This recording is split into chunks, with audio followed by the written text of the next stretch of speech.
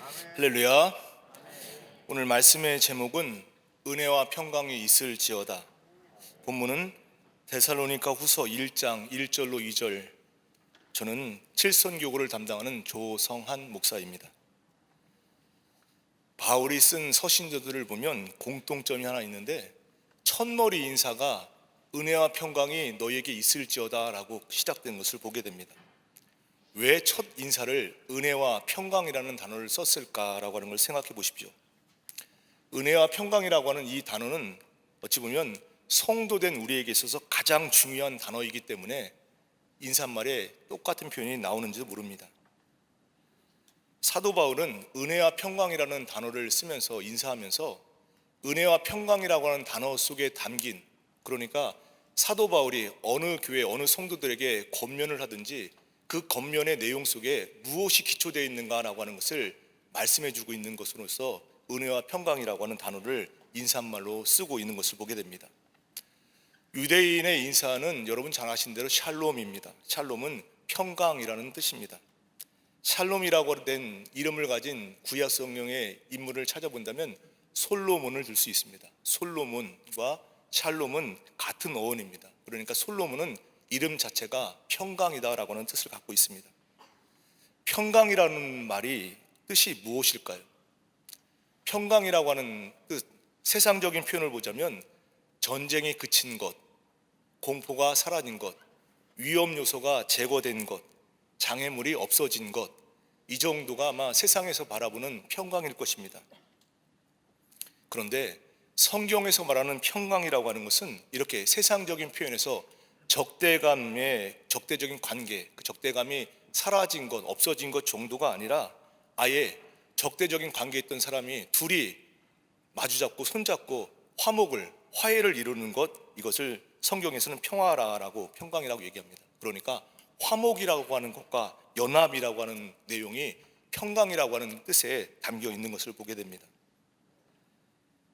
이 첫 인사말, 은혜와 평강이 너희에게 있을지어다 라고 했던 이 은혜와 평강이라고 하는 말 속에 담겨있는 내용이 도대체 무엇인지, 오늘 성도로 이 땅에 살아가는 우리들에게 사도 바울이 전하고 있는 은혜와 평강 속에 담겨있는 내용이 무엇인지, 오늘 말씀을 통해서 우리에게 주시는 교훈이 무엇인지 은혜를 나누고 기도의 제목을 삼고자 합니다.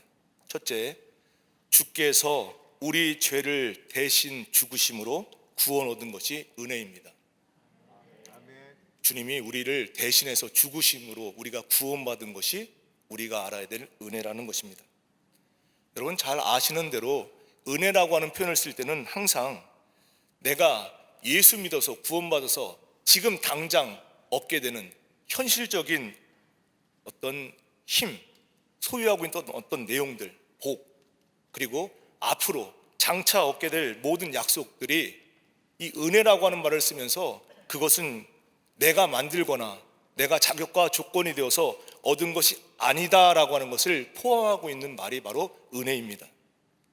우리가 만들어서 어떤 결론을 낸 것이 아니다라고 할 때 은혜라는 말을 씁니다. 우리가 확보하고 있는 지금의 이 결과를, 그것을 얻기 위해서 나는 준비한 적도 없고 요구한 적도 없고 거기에 대한 관심도 없고 그것을 이룰 수 있는 능력도 없었습니다. 그런데 그 결과를 내가 지금 얻고 있고 앞으로도 누릴 것이다 라고 하는 말에서 은혜라고 하는 단어를 쓰고 있다는 얘기입니다. 기독교적인 차원에서 볼 때 우리는 은혜 받을 일, 내가 지금 누리고 있는 예수를 믿어 당장 내가 소유하고 있고 앞으로 약속된 모든 것에 대해서 우리는 사실 그것을 누릴 만한 준비를 한 적이 없습니다. 요구도 한 적이 없습니다. 거기에 관심 보인 적도 없습니다. 준비를 하고 싶어도 준비를 할 실력이 우리에게는 없었습니다. 그런데도 받았습니다. 그래서 은혜라고 말하고 있는 것입니다. 누구하고 화해를 한다, 그런 문제에 있어서도 실제로 우리는 누구하고 화해를 하는 문제에 있어서 우리가 준비한 적이 없습니다. 그럼 우리는 누구하고 평화를 누리고 누구하고 화해를 할까요?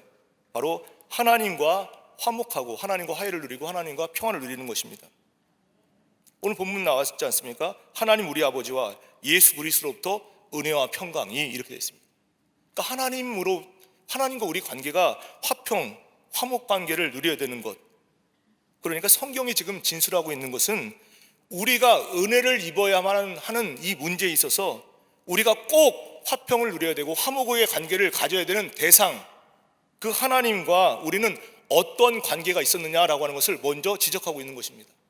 하나님과 우리와의 관계는 적대적 관계였다라고 하는 것을 성경이 말하고 있습니다. 요한복음 3장 말씀을 보시면 우리 인간이 어떤 형편에 있었는가라고 하는 것을 한마디로 이렇게 표현하는데, 죄 가운데 있었다라고 얘기합니다. 우리가 어디에 있었습니까? 죄 가운데 있었다라고 합니다. 죄 중에 있었다. 그래서 요한복음 3장 17절 말씀에 보면 하나님이 그 아들을 세상에 보내신 것은 세상을 심판하려 하심이 아니요 저로 말미암아 어떻게 합니까? 세상이 구원을 받게 하려 하십니다라고 말합니다. 이것이 은혜라는 얘기입니다.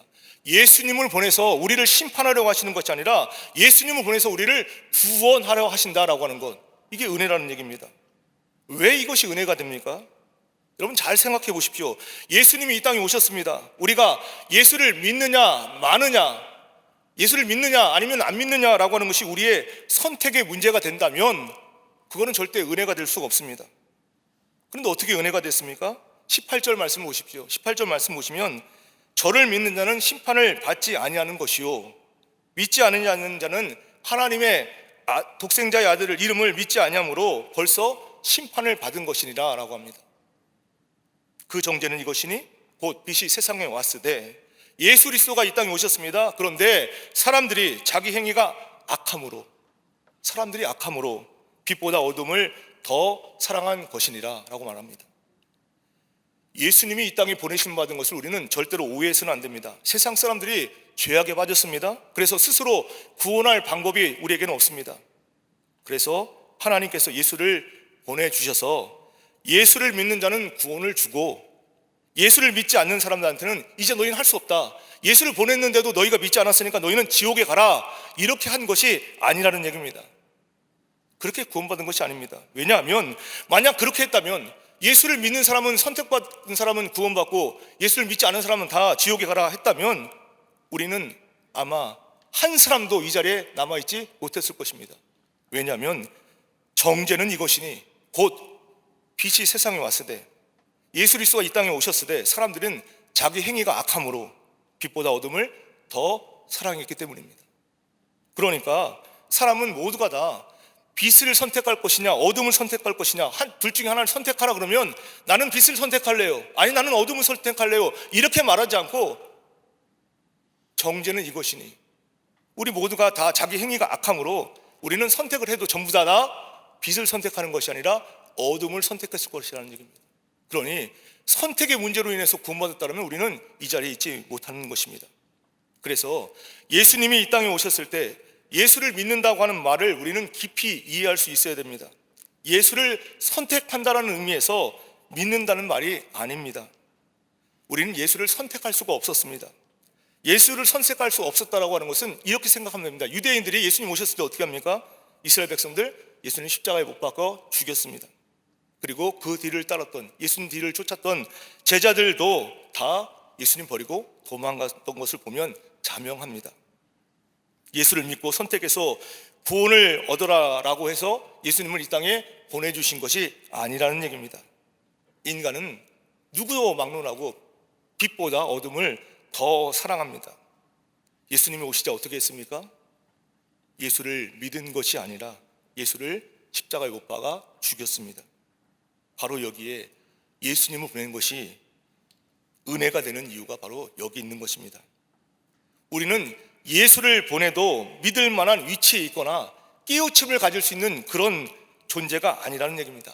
아무도 예수를 선택하지 않고, 아무도 예수를 택하지 않았고, 아무도 예수를 편을 들지 않고 예수님 필요한 것조차도 몰랐던 것이 우리라는 얘기입니다. 우리 모두는 다 예수를 십자가에 못 박은 자들이라는 얘기입니다. 하나님은 우리를 그러면 어떻게 구원하셨습니까? 이 부분이 정말로 분명히 확인되어야 될 부분입니다. 하나님이 예수님을 보내서 우리 보고 예수를 믿는 것으로 구원했느냐, 우리가 예수를 믿어서 구원받았느냐, 그렇지 않다는 얘기입니다. 우리 죄를 위해서 예수를 죽이시는 것으로 우리를 구원하셨다는 것을 우리는 분명히 놓쳐서는 안 됩니다. 이것이 바로 은혜가 되는 최고의 자리라는 얘기입니다. 왜 은혜라고요? 우리는 예수를 십자가에 못 박은 자들입니다. 하나님께서 예수님 보내신 것은 심판하려 하심이 아니로 우리를 구원하시기 위해서 우리의 대속물로 이 땅에 보내주셨다는 얘기입니다. 은혜가 여기 있는 것입니다. 우리는 은혜라고 하는 말을 혼돈해서는 안 됩니다.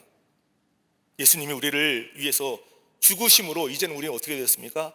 자유롭게 예수를 선택하게 된 것입니다. 죄에서 빠져나왔기 때문에, 이제 어둠 속에서 빠져나왔기 때문에 빛을 보게 되었다는 얘기입니다. 그래서 우리는 나는 예수를 믿는다라고 그렇게 고백하는 것입니다. 예수님이 우리를 죄에서 대신 죽으심, 우리 죄를 위해서 죽으심으로 죄의 종 되었던 우리가 거듭나서 이제 예수를 보게 된 것입니다. 그래서 우리는 이제 나는 예수를 믿을래 라고 그렇게 고백하는 것입니다. 근데 우리는 오해해서 나는 혼자서 잘 깨달아서 예수를 믿었다라고 그렇게 말하면 안 된다는 얘기입니다. 구원이라고 하는 것은 우리가 주님 편을 든 것으로 되어진 것이 아니라 주님께서 죄인된 우리를 위해서 죽으심으로 인해서 우리가 구원을 얻게 된 것입니다. 우리가 주님의 필요성도 몰랐고 주님을 선택하지도 않았고 주님 편에 서지도 않았는데 주님께서 내 죄를 위해서 죽어주심으로 말미암아 내 죄는 깨끗하게 씻음받았고 구원을 얻은 것입니다. 그래서 성경은 이것을 은혜다라고 말하고 있는 것입니다. 이제 우리는 십자가의 대속의 구원의 은혜로 은혜를 입은 자가 되었습니다. 그러니 잘못 생각해서 나는 믿었고 너는 믿지 않았다라고 구별지어서는 안 된다는 얘기입니다. 부유케 하신 예수의 생명을 가지고 우리는 살아갑니다. 이미 우리는 우리의 실력과 자격과 조건이 아닌 예수님 때문에 하나님의 은혜로 구원받았고 부유함을 가지고 살아가는 것입니다. 그것을 놓치지 마시고 올해 우리에게 주어진 사명, 부유케 하신 예수의 생명을 이웃에게 열방에 증거할 수 있는 우리의 모습이 되기를 간절히 원합니다. 둘째, 내가 누구인가를 제대로 인식하게 된 것이 은혜입니다. 내가 누구인가를 제대로 인식하게 된 것, 그것이 바로 은혜입니다. 우리가 예수 믿기 전에, 구원받기 전에 죄 아래에 있을 때는 우리는 분명히 죄의 종이었습니다. 죄만 짓고 살았다는 얘기입니다. 우리가 우리의 주인이 아니었습니다. 죄가 우리의 주인이었습니다. 그러니까 우리가 지은 모든 것은 다 죄입니다.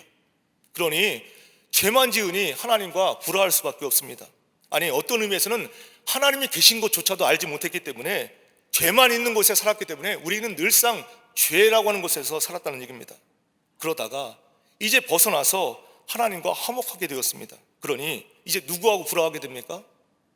전에는 세상과 화목하고 죄와 화목했었는데 이제는 대속의 은혜 가운데 하나님과 화목하게 되니까 자연스럽게 죄와는, 세상과는 불화하게 된다는 얘기입니다. 누군가 여러분에게 물어볼 수 있습니다. 예수 믿으면 정말 평안합니까? 이렇게 물어보면 뭐라고 대답하시겠습니까? 예수를 믿으면 평안합니까? 아멘. 예수를 믿으면 평안합니다. 그런데 어떻게 보면 세상적인 삶에서는 평안하지 않은 경우도 있습니다. 왜 그럴까요? 마태복음 10장 34절 말씀에 보면 예수님 하신 말씀, 내가 세상에 화평을 주러 온 줄 아느냐? 아니다라고 말합니다. 화평이 아니고 검을 주러 왔다라고 말씀합니다. 무슨 얘기일까요? 예수를 믿으면 평안합니까? 아멘. 예수를 믿으면 평안합니다. 그런데 예수님은 오히려 내가 세상에 화평, 평화를 준 것이 아니라 검을 주러 왔다라고 말씀합니다. 오늘 읽었던 본문에서는 우리가 분명히 얘기합니다. 은혜와 평강이 너희에게 있을지어다. 우린 분명히 예수 믿은 은혜와 평강이 우리에게 있게 됩니다. 이걸 잘 혼동해서는 안 됩니다. 누구와 평화합니까? 우리는 이제 하나님 은혜로 하나님과 평화를 누리게 됩니다. 그러면 누구와 불화합니까? 세상과 죄와 불화한다는 얘기입니다. 그러니 이 말씀 속에 담겨있는 내용을 우리는 분명히 이해할 수가 있는 것입니다. 예수 십자가의 구속의 은혜를 입기 전에는 우리는 세상과 평화했습니다. 하나님과는 불화했습니다.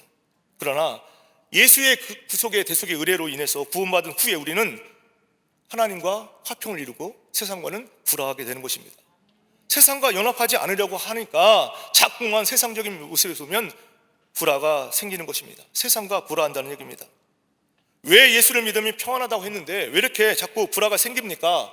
이렇게 생각한다면 제대로 이해할 수 있어야 된다는 얘기입니다. 나는 예수를 믿으면 평안하다고 했는데 왜 이렇게 나는 세상적으로 자꾸 불편합니까? 이상할 수밖에 없는데 제대로 생각해보면 나는 하나님과 화목하기 때문에 세상과 불화할 수밖에 없다는 얘기입니다. 에베소서 2장을 보면 세상과 더불어 사는 사람들의 이 특징을 이렇게 표현합니다. 에베소서 2장 1절은 너희의 허물과 죄로 죽었던 너희를 살리셨도다. 그는 허물과 죄로 죽었던 너희를 살리셨도다라고 시작을 합니다.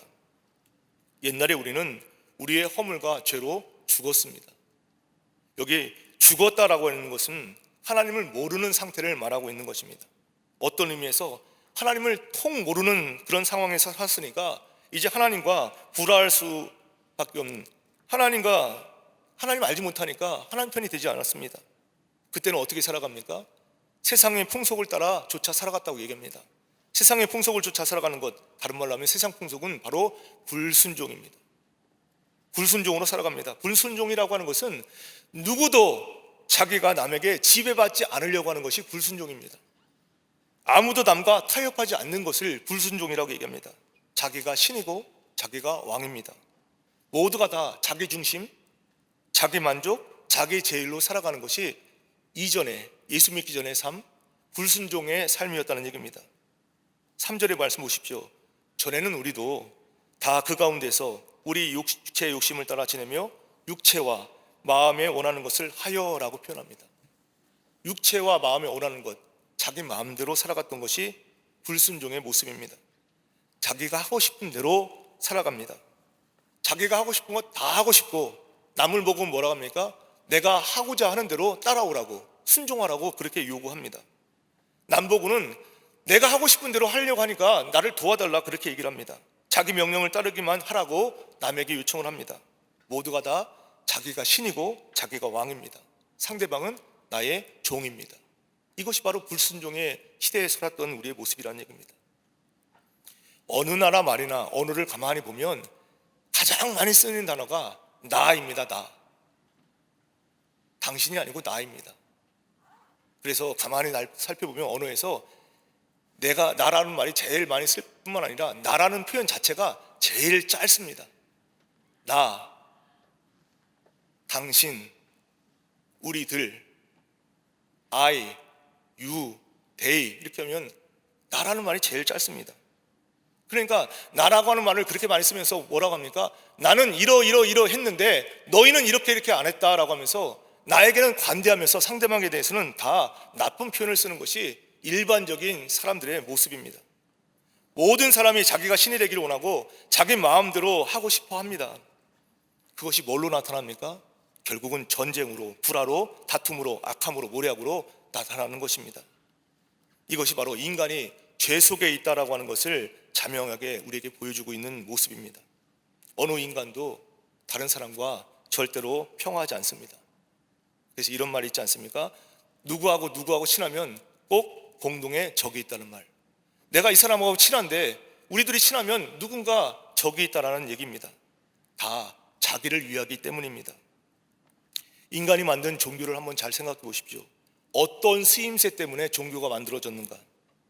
내가 이 신의 주인이 되어서 자기가 할 수 없는 것, 이 신이 만들 수 있는 것을 어떻게든 내가 이 신의 주인 되어서 그것을 얻으려고 하는 것. 그러니까 신마저도 자기 부하로 삼기 위해서 만든 것이 종교입니다.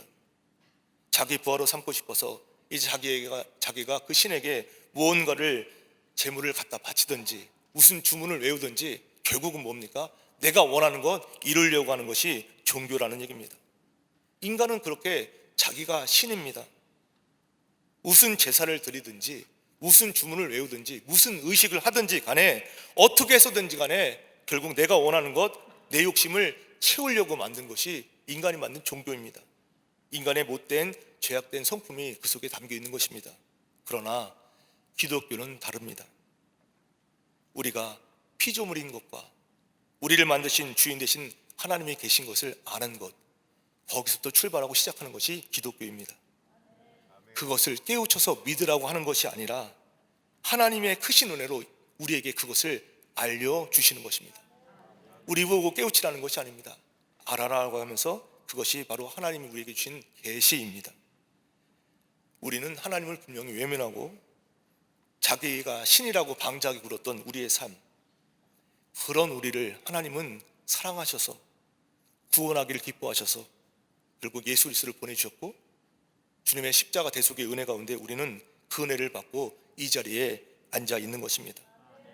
그러니까 기독교가 은혜다라고 하는 말을 쓰면서 늘 확인시켜 주는 것은 도대체 나는 누구인가, 내가 누구인가 라고 하는 것을 우리에게 가장 잘 드러내고 있는 것입니다.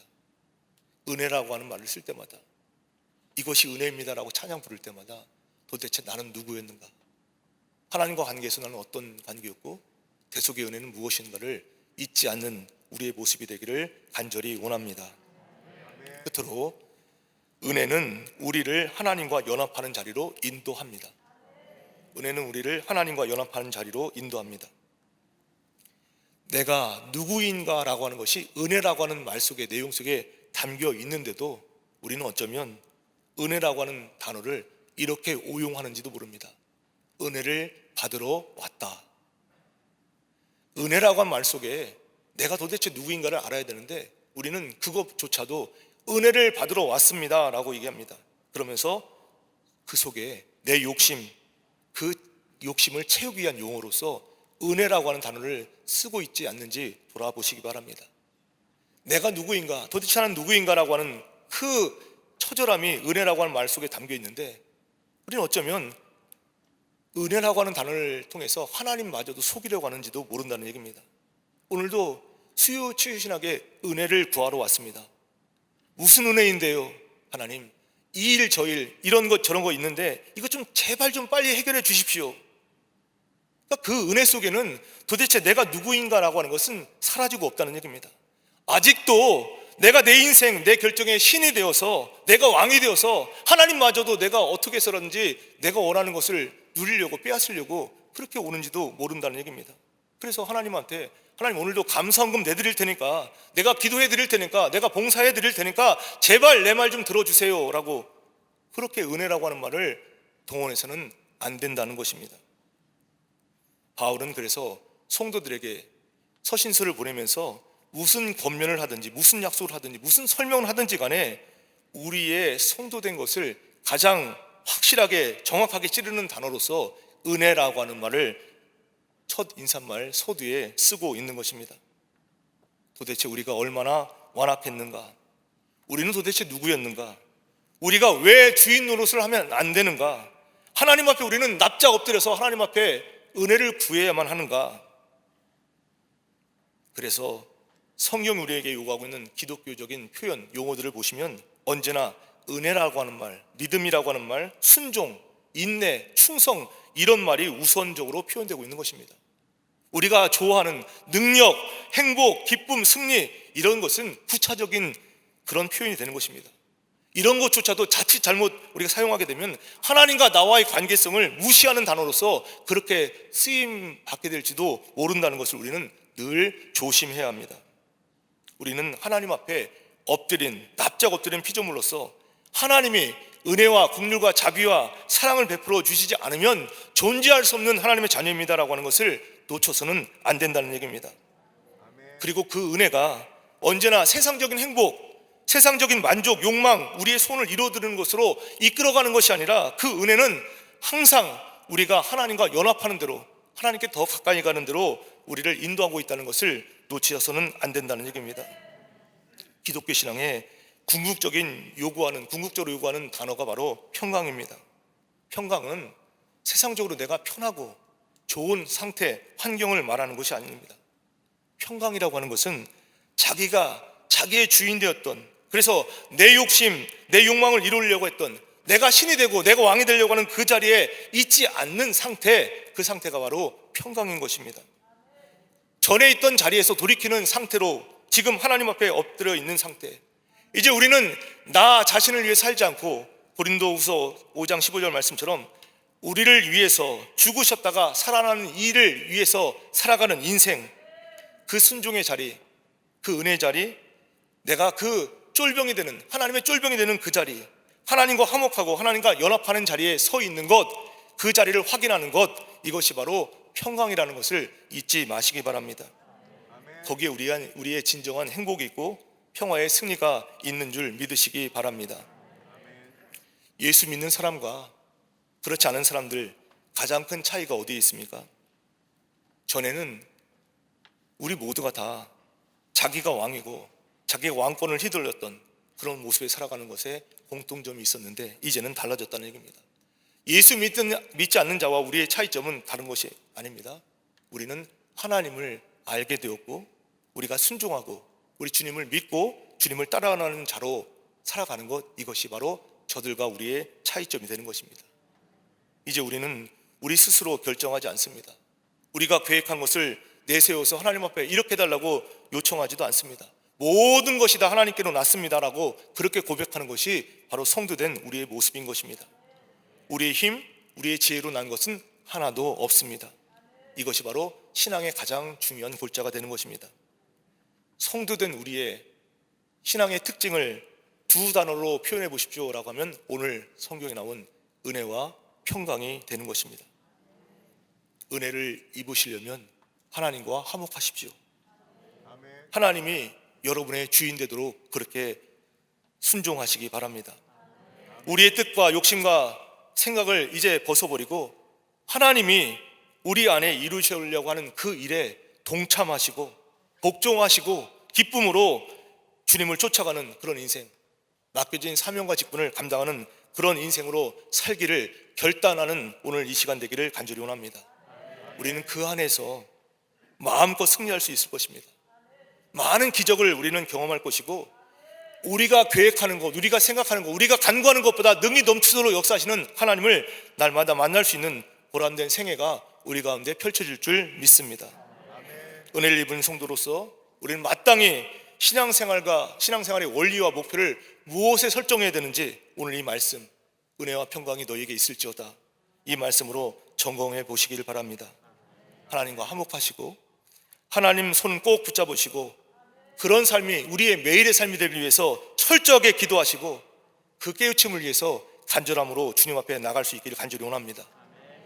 우리의 욕심을 십자가에 파묻는 일에 매일같이 훈련하시는 우리의 모습이 되기를 간절히 원합니다. 이것이 성도요, 이것이 바로 복된 하나님의 자녀가 되는 줄 믿습니다. 성경이 부르는 우리 모든 성도들을 향한 대표적인 단어, 오늘 표현, 하나님 아버지와 주 예수 그리스도로부터 은혜와 평강이 너희에게 있을지어다.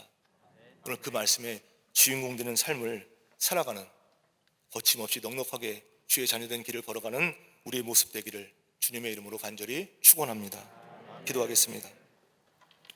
하나님 아버지, 은혜를 감사드립니다.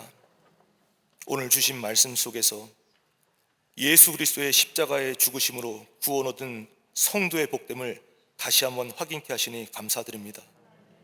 은혜 받은 자로서 더욱 하나님과 화목하고 하나님과 연합하는 자리로 살아가는 매일의 삶이 될 수 있도록 성령님 붙들고 인도하여 주시옵소서. 예수님의 이름으로 감사하며 간절히 기도드리옵나이다. 아멘.